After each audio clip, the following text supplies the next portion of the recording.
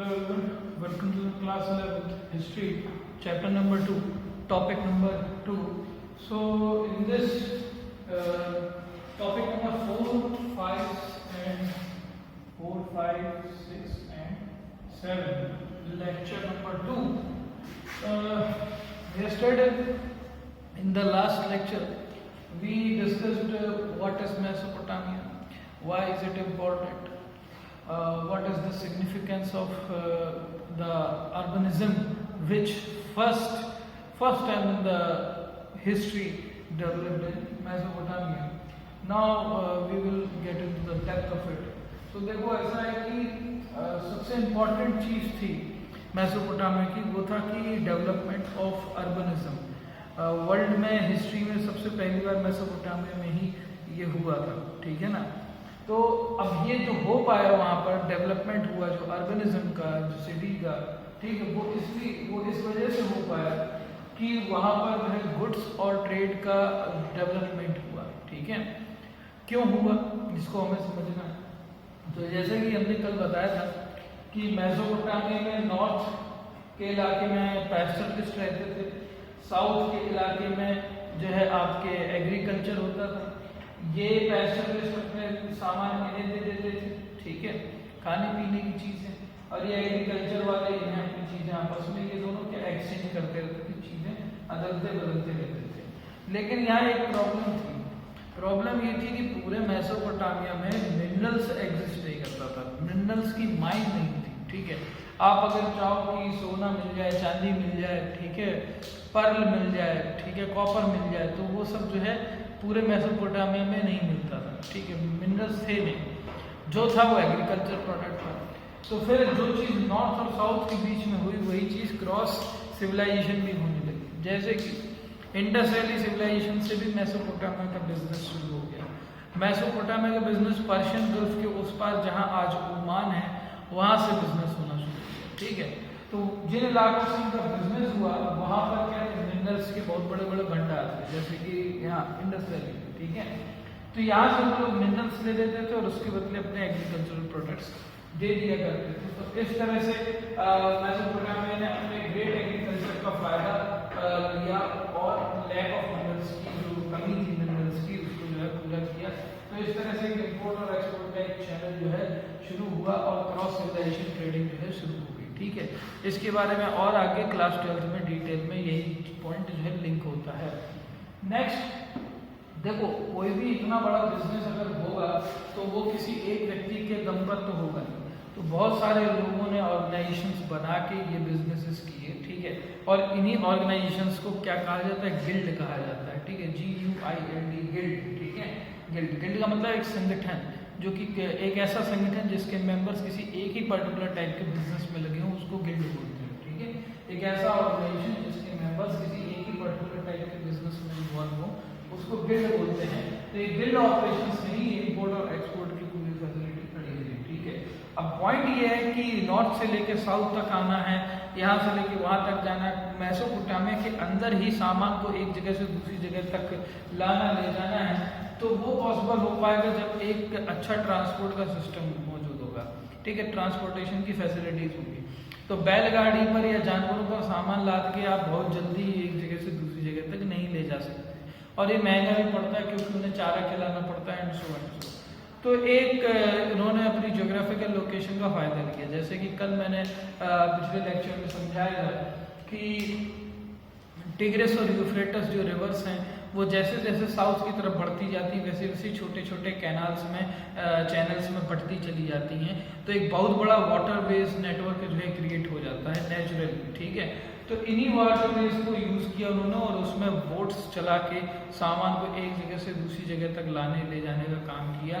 इसके लिए कोई इनके पास इंजन्स नहीं होते थे या कोई ऐसी चीज़ें नहीं होती थी, वो साधारण पाल बांध के जो है हवा के सहारे, हवा के फ्लो के ही सहारे नावों को एक जगह से दूसरी जगह तक लाते और ले जाते रहते थे पानी के थ्रू। तो वाटर वेज का इस्तेमाल करके उन्होंने सामान की आवाजाही सुनिश्चित करी, धीरे धीरे वो डेवलप हुआ इलाका, तो फिर इम्पोर्ट और एक्सपोर्ट भी शुरू हो गया। इस तरह से आपका गुड्स और ट्रेड फ्लरिश होता है, जिसकी वजह से अर्बनिज्म में डेवलपमेंट में एक बहुत बड़ा योगदान मिलता है।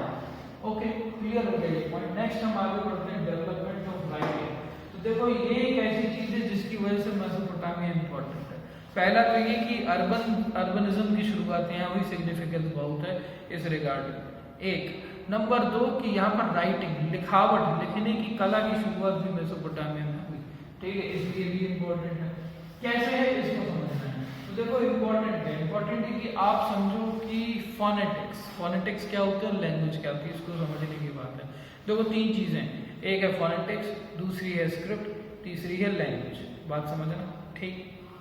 जैसे कि आप गले से कोई भी साउंड निकालते हो, ठीक है, वो क्या है, फोनेटिक है, समझ में आया। कोई भी साउंड जो आपके गले से निकल रहा है, वोकल कॉर्ड से निकल रहा है, दैट इज फोनेटिक। नाउ आपका माइंड रीड करता है कि इस पर्टिकुलर टाइप का साउंड ये है, यानी कि का। तो तुम्हें पता है ना, मैंने का बोला, तो का मतलब क्या हुआ कि ये जो साउंड है, ये जो फोनेटिक है, ये आपके ब्रेन ने एक पर्टिकुलर जो है चीज से, का से, एक इमेज से लिंक किया, एक पर्टिकुलर पैटर्न से लिंक किया, वो हुई आपकी लैंग्वेज। और जब उस लैंग्वेज को आपने इन्हीं फोनेटिक्स को आपस में मिक्सअप करके आपने एक पैटर्न बनाया और उसके थ्रू अपनी एक जो भी थॉट थे उनको एक्सप्रेस किया, जैसे का, हा, जा, रा, हा, ये क्या फोनेटिक्स है। लेकिन अगर हम इनको एक प्रॉपर पैटर्न में अरेंज करें तो का, हा, जा, र, हे, हो, तो ये क्या हुआ, आपने अपने थॉट को फोनेटिक्स के थ्रू एक्सप्रेस किया, तो फोनेटिक्स हुए और उन फोनेटिक्स को अरेंज करके अपने थॉट को एक्सप्रेस करना, ये हुई लैंग्वेज। समझ में आया। और लैंग्वेज को जब हम लिखते हैं कहीं पर, तो वो लिखा जाता है स्क्रिप्ट के थ्रू। जैसे कि हमने ये लिख दिया,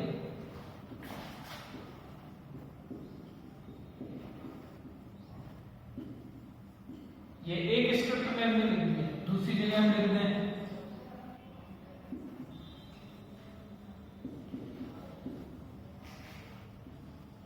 दूसरे स्क्रिप्ट में हमने लिख दिया, ठीक है। और तीसरा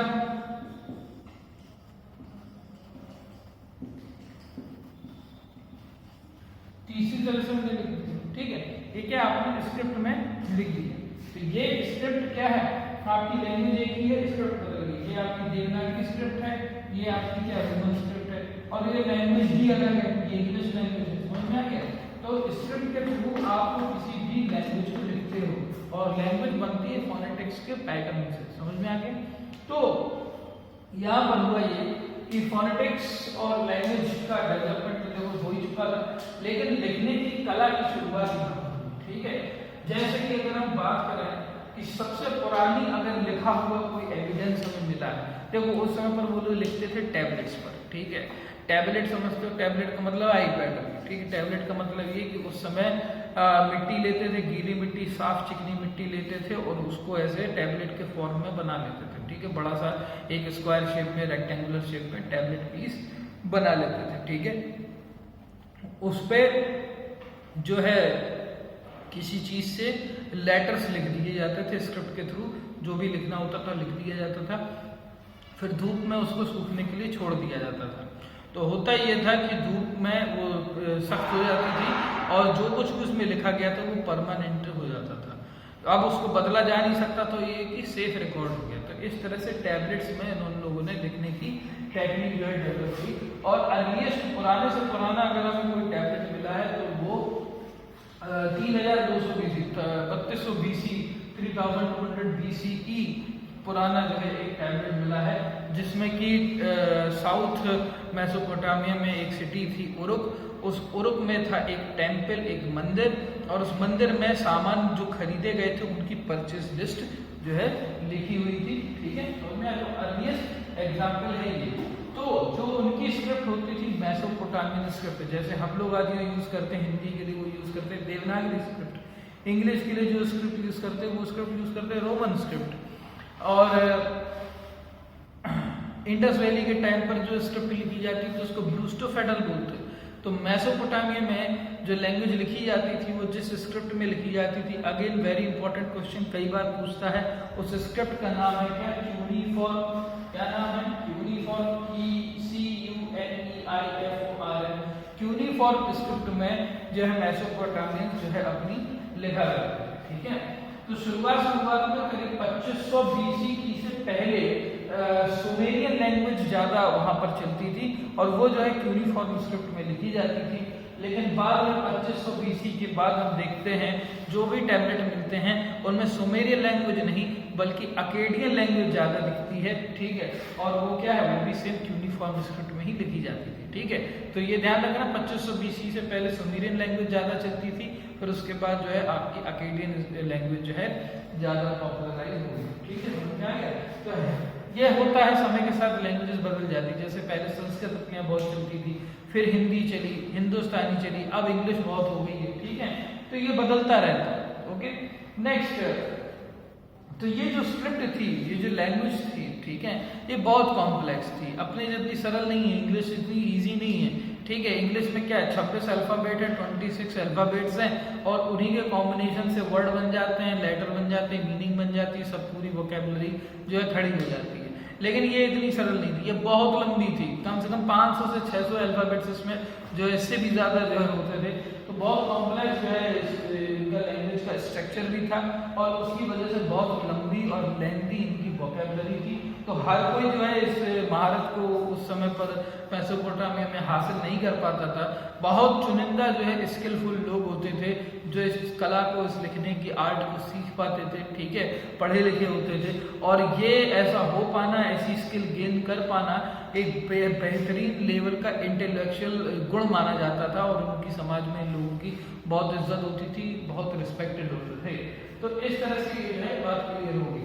तो जैसा कि मैंने बताया कि बहुत कम लोग जो है लिटरेट थे, बहुत ज़्यादा लोग नहीं, बहुत थोड़े बहुत से लोग पढ़े लिखे थे और यानी कि पढ़ना जानते थे, लिखना तो और भी कम जानते थे, ठीक है ना। तो राजा करता क्या था, जो राजा था मेसोपोटामिया का, ठीक है, वो करता ये था कि अपने प्रशस्तियाँ लिखवाता था। देखो प्रशस्ति क्या होती है थोड़ा सा बता देता हूँ डिटेल में, क्लास 12th में। प्रशस्ति बेसिकली एक ऐसा डॉक्यूमेंट है जिसमें राजा अपनी तारीफ में अपने किए गए कामों को एक्सप्रेस करता है और अपनी तारीफ में चीज़ें जो है लिखवाता है अपने ही किन्हीं एम्प्लॉइज़ के थ्रू, ठीक है, उसको प्रशस्ति बोलते हैं। तो ये जो है मेसोपोटामिया के राजा ने कई बार लिखवाई। एग्जाम्पल के तौर पर एन मरकर नाम से एक किंग होता था मेसोपोटामिया में, ठीक है, तो उसने भी ऐसे कई सारे प्रशस्ति लिखवाई। तो जो लोग पढ़ना जानते थे, लिखना नहीं जानते थे, तो वो पढ़ लेते थे, और दूसरे लोग जो कि पढ़ना या लिखना दोनों ही चीज़ें नहीं जानते तो उनको बोल बोल के सुना देते थे। तो इस तरह से जो है ये इंफॉर्मेशन आगे पहुंचती थी और राजा की बातें दूर दूर तक प्रसारित होती रहती थी, वो सारी बातें जो कि राजा कहना चाह रहा है अपनी प्रजा से, ठीक है। तो पॉइंट ये है कि शुरुआत में क्योंकि काफी कम लोग पढ़ पाते थे, ठीक है, तो इसका यूज क्या था, राइटिंग का एक्चुअली उस समय क्या यूज होता था, किस काम में आती थी राइटिंग, इसको हमें कौन समझना है।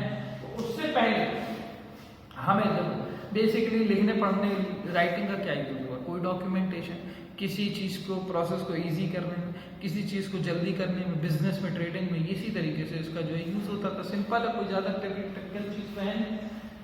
लेकिन एक कहानी है जो कि एक बहुत पुराने मेसोपोटामियन एपिक में जो है लिखी हुई थी, वो कहानी है एन मरकर की, ठीक है। एन मरकर वही किंग जो कि मेसोपोटामिया का किंग था एक टाइम पर। द स्टोरी ऑफ एन मरकर, क्या है ये स्टोरी?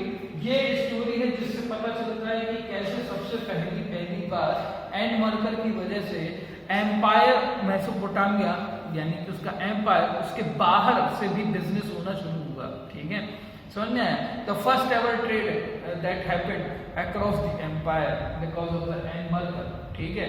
तो ये वो कहानी है एक जो है बताती है, वो कहानी ये कहती है कि एन मरकर को एक बार मंदिर में कुछ बहुत सारे सुंदर सुंदर आभूषण, मणि, लार्ज वर्ग के मणि, एक अलग अलग रत्न, सुंदर से जो है पीसेस, ठीक है, लगवाने थे, अच्छा उसको बनाना था मंदिर। तो पड़ोस में एक दूरी पर एक और किंगडम होती थी। अब क्योंकि मेसोपोटामिया में मिनरल्स तो थे नहीं, तो इस तरीके के रत्न या मणि वहां पर होते नहीं थे, तो दूर से मंगाने पड़ते थे। तो दूर एक किंगडम थी जिसका नाम था अरट्टा।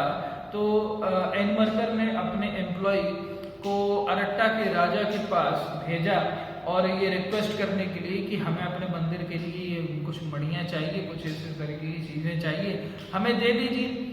और उसको ये बात समझ में नहीं आई। जब दूत पहुंचा, जो उसका एम्प्लॉय था, ट्रैवल करते करते बहुत दूर तक अरट्टा के राजा के पास पहुंचा, तो वो अरट्टा के राजा से अपने राजा एन मरकर की बात ठीक तरीके से एक्सप्रेस कर नहीं पाया और सारी चीज़ें वो गड़बड़ हो गई और वो काम फेल हो गया जो करने गया था और वो ठीक से कर नहीं पाया और वो वापस एन मरकर के पास लौट आया।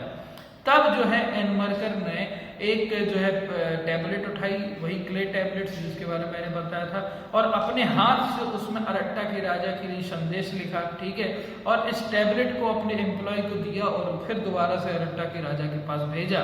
तो इस तरह से ये एक स्टोरी है जो कि एग्जाम्पल देती है। अब पॉइंट ये है कि ये स्टोरी कितनी सही है कितनी गलत है। हमें ये नहीं समझना चाहिए कि ये स्टोरी में जो कुछ भी लिखा है ये ऐसा ही हुआ होगा, हमें इसे एक पिंच ऑफ सॉल्ट की तरह लेना चाहिए, ठीक है, हमें इस स्टोरी को एक पिंच ऑफ सॉल्ट की तरह लेना चाहिए। लेकिन जो हमें पता चलता है वो ये कि कुछ भी हुआ हो, लेकिन सबसे पहली बार निश्चित रूप से ये माना जाता रहा है मेसोपोटामिया में कि एन मरकर ही वो एक ऐसा राजा था, पहला राजा था जो कि सबसे पहली बार लिखने की प्रैक्टिस ऑफ राइटिंग का कोई एक प्रैक्टिकल यूज निकाल पाया क्रॉस कंट्री ट्रेड करने के लिए, क्रॉस सिविलाइजेशनल ट्रेड करने के लिए, ठीक है, क्रॉस एम्पायर ट्रेड करने के लिए और बिजनेस करने के लिए, ठीक है। तो एन मरकर को एक राइटिंग की प्रैक्टिस को बढ़ावा देने के लिए, ठीक है, और दूसरा क्रॉस एम्पायर ट्रेड के लिए याद रखा जाता है, ठीक है, समझ में आया। तो इस तरह से आपका टॉपिक नंबर 4, 5 एंड 6 एंड 7 जो है कवर होता है। Lecture number 2 is finished. अभी 2-3 लेक्चर और आएंगे और ये चैप्टर जो है खत्म हो जाएगा। अगर किसी को किसी तरह की कोई प्रॉब्लम हो, कोई सवाल हो, कुछ पूछना चाहते हैं तो मुझे टेक्स्ट कीजिए। मैक्सिमम 24 आवर्स में आपकी क्वेरी रिजॉल्व कर दी जाएगी।